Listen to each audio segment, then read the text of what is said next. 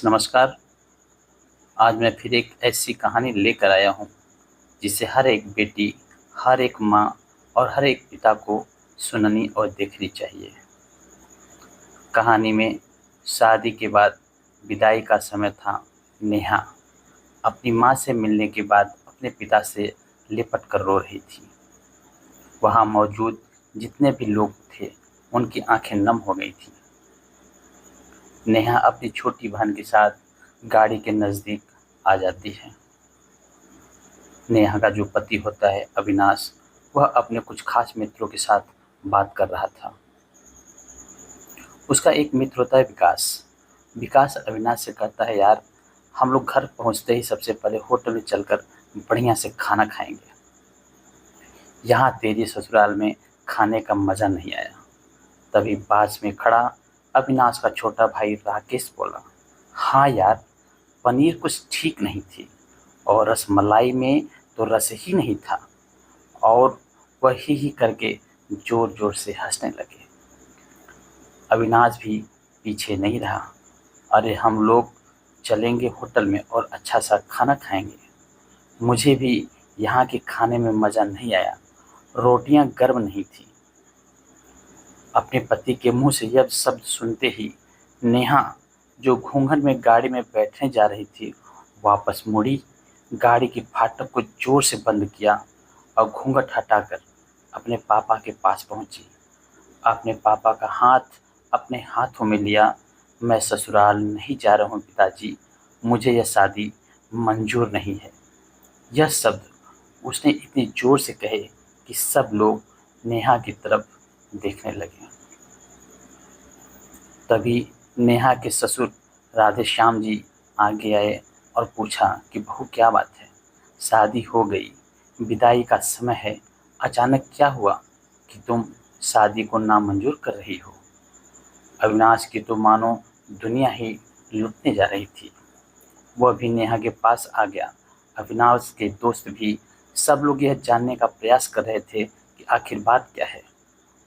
नेहा ने अपने पिता दयाशंकर जी का हाथ पकड़ रखा था और नेहा ने अपने ससुर से कहा, बाबूजी, मेरे माता पिता ने अपने सपनों को मारकर हम बहनों को पढ़ाया, लिखाया और काबिल बनाया।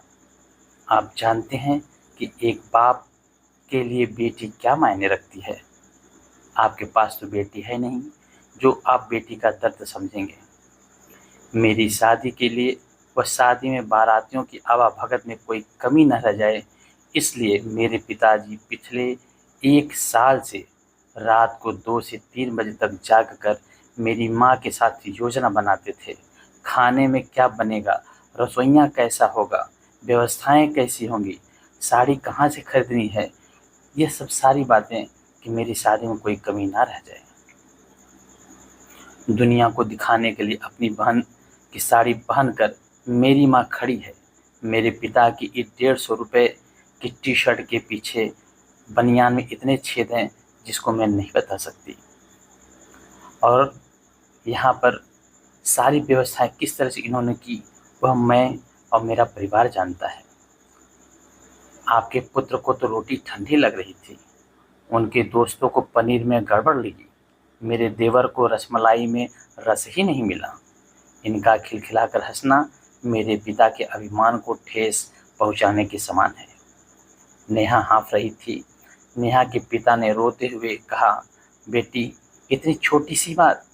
नेहा ने उनकी बात बीच में काटी और बोली, पिताजी, मेरे पति को मेरे पिता की इज्जत नहीं। रोटी क्या आपने बनाई? रसमलाई, पनीर, ये सब कैटर्स का काम है। आपने दिल खोलकर वह हैसियत से बढ़कर खर्च किया, कुछ कमी रह गई तो वह कैटर्स की तरफ से। फिर इसमें आपकी क्या गलती? लेकिन समय इतना बलवान होता है कि लोग इस बात को समझ नहीं पाते कि गलती किसकी दी जाए। फिर अविनाश आकर दयाशंकर जी के हाथ पकड़ लेता है। मुझे माफ़ कर दीजिए बाबूजी, मुझसे गलती हो गई। मैं उसका मैं कहकर उसका गला बैठ गया। वह रोने लगा। तभी राधेश्याम जी ने आगे बढ़कर नेहा के सर पर हाथ रखा। मैं तो बहू लेने आया था, लेकिन ईश्वर बहुत कृपालु है, उसने मुझे बेटी दे दी। वह बेटी की अहमियत भी समझा दी। मुझे ईश्वर ने बेटी नहीं दी इसलिए कि तेरे जैसी बेटी मेरे नसीब में थी। अब बेटी, इन नालायकों को माफ़ कर दे। मैं हाथ जोड़ता हूँ तेरे सामने, मेरी बेटी नेहा मुझे लौटा दे। और राधेश्याम जी सचमुच हाथ जोड़ लिए थे और नेहा के सामने सर झुका दिया। नेहा ने अपने ससुर के हाथ पकड़ लिए और बोली, बाबूजी। राधेश्याम जी ने कहा, बाबूजी नहीं, पिताजी कहो। नेहा भी भावुक होकर के राधेश्याम जी से लिपट गई। दयाशंकर जी ऐसी बेटी पाकर गौरव की अनुभूति कर रहे थे। नेहा अब राजी खुशी अपने ससुराल रवाना हो गई थी और पीछे छोड़ गई थी आंसुओं से भीगी अपने माँ और पिताजी की आंखें। अपने पिता का वह आंगन जिस पर कल तक वह चहकती थी, आज से इस आंगन की चिड़िया उड़ गई थी किसी दूर प्रदेश में और अब किसी दूसरे पेड़ पर अपना घरौंदा बनाएगी। प्लीज़, अगर ये कहानी आपको पसंद आई तो इसे लाइक और सब्सक्राइब कर दें। धन्यवाद।